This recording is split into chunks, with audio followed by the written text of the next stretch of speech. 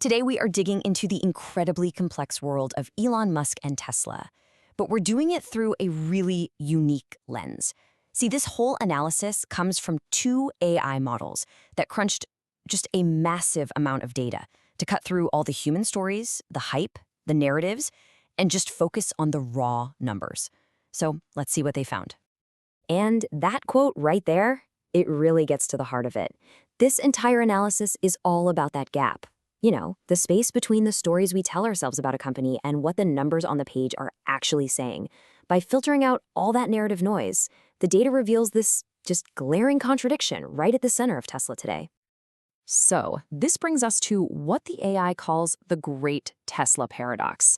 It's a situation where sales are, well, they're falling off a cliff, but at the exact same time, executive pay is skyrocketing. I mean, it's a disconnect that just seems to defy all conventional business logic, and it's the perfect way for us to dive into this whole thing.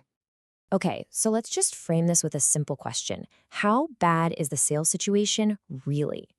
Well, if you take a look at the data from some of their most important markets, it reveals a pretty dramatic downturn. Negative 60%. Let that sink in for a second. That is the year-over-year drop in Tesla's UK sales for July. That's not a dip, my friends. That is a collapse. In one single crucial market, sales fell by more than half. But believe it or not, the story gets even more dramatic when you see who's picking up all that market share. And here it is, the direct comparison. In the exact same month that Tesla's sales just cratered, its main rival, the Chinese automaker BYD, saw its sales quadruple. They ended up outselling Tesla 3-1. So you see, this isn't just a market slowdown, this is a massive shift in who's winning and who's losing. And you know, this isn't just some isolated problem in the UK. The AI's analysis connects the dots all over the globe, and it reveals a really systemic issue. Sales are down 55% in Germany, a staggering 86% in Sweden, and even in their own backyard, in California, they've seen 7 straight quarters of decline. This is a persistent, widespread pattern. So, with that as the backdrop, collapsing global sales, what was the board's response? Well, in the very same time frame, they went ahead and approved a new pay package for Elon Musk valued at $29 billion.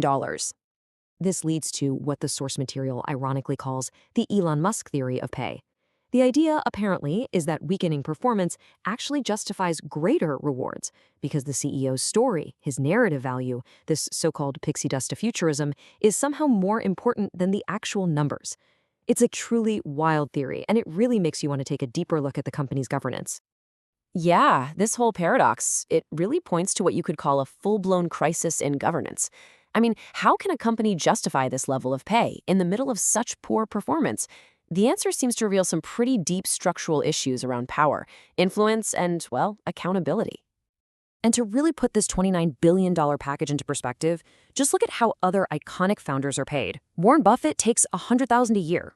Mark Zuckerberg famously takes a single dollar. Why? Because they believe their real reward comes from creating long-term shareholder value. Musk's package isn't just bigger, it represents a completely different philosophy of how a CEO should be rewarded. So, here's the crucial point. What performance metrics are tied to this historic payout? What does he have to achieve? The answer is none. Zero. There are no sales targets, no stock price goals, no robo-taxi milestones. The only explicit condition is that he doesn't quit for 2 years. It's basically an incentive to just stick around. And here's the thing. While the board is focusing all this energy and all these resources on retaining one man, a really worrying trend is emerging.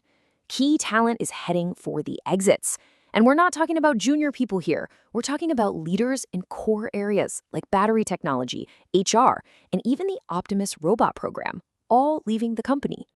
This is where the analysis exposes what looks like a pretty serious conflict of interest.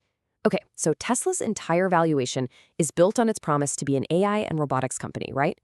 But at the same time, its CEO is reportedly diverting vital resources. We're talking about things like NVIDIA chips and top AI talent away from Tesla and toward his separate private AI venture, xAI. And that brings us right to the cornerstone of Tesla's massive valuation, the long-promised yet consistently undelivered robo-taxi future. It's a story that has absolutely captivated investors for years, but it's also a story where the promise and the reality seem to be drifting further and further apart. So back in 2019, Musk made this incredibly bold claim: 1 million robo-taxis on the road next year. Well, that promise of full autonomy arriving next year has been repeated every year since. And that repetition has helped keep the company's valuation sky high, even as the technology itself just failed to show up. Now, the very foundation of this whole narrative goes all the way back to a 2016 promotional video that supposedly showed a Tesla driving itself. But here's the bombshell. In legal proceedings, former employees have testified that the video was basically staged. They said the car's route was pre-mapped and that drivers had to repeatedly intervene to stop it from crashing. And this contrast just reveals a massive gap. The promise was full self-driving, a car that becomes an appreciating asset. The reality, it's a level 2 driver assist system that needs constant supervision, is facing multiple lawsuits, and is actually lagging behind competitors like Waymo. And you know what? This credibility gap has a very real financial cost. After a highly publicized robotaxi demonstration failed spectacularly in Austin, the market reacted fast. It wiped out $68 billion of Tesla's market cap in just 2 days. Gone. Okay, so let's bring all these different threads together and look at the final conflict here. How can such a powerful, compelling story continue to defy so much negative data? Well, it really comes down to the power of a narrative, what one analyst calls a spell. And this right here is the central thesis of the AI's analysis.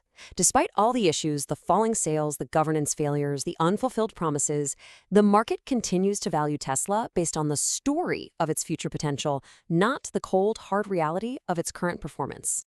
This table really sums up that core disconnect perfectly. On one side, you have the hard data: declining sales, an aging product line, and really fierce competition. On the other side, you have the valuation of a high-growth tech giant with a price-to-earnings ratio of over 95. The numbers and the narrative are telling two completely different stories. Which leaves us with the ultimate question that this whole computational analysis poses. In an age of incredibly powerful storytellers, what truly defines success? How do we, as investors, as consumers, as observers, how do we balance a captivating vision of the future against the hard, cold, provable results of today? That, right there, is the heart of the Tesla paradox.